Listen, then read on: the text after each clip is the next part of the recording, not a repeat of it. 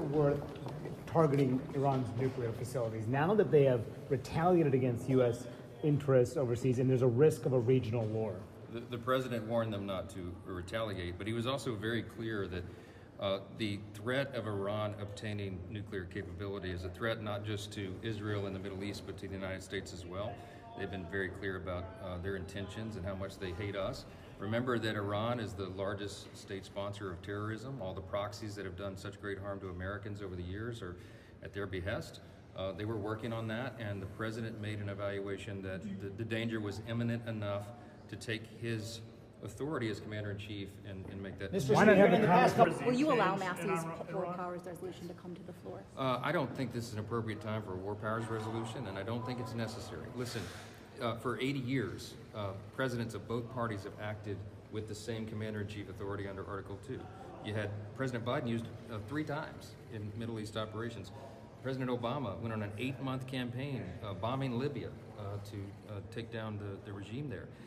I never heard a Democrat balk about any of that. And suddenly now they're just up in arms. It's all politics. This is not a time for politics. This is a very serious. We've seen no evidence to date that an offensive strike of this nature was justified under the War Powers Act or the Constitution.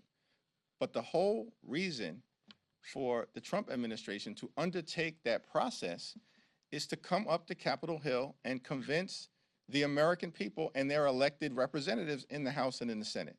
That hasn't happened. And what I can say is not a scintilla of evidence to date has been presented that I have seen to justify the notion that there was an imminent threat to the United States of America. If the administration has evidence to the contrary, come up to present it.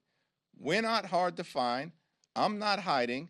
And we've asked for a Gang of 8 briefing.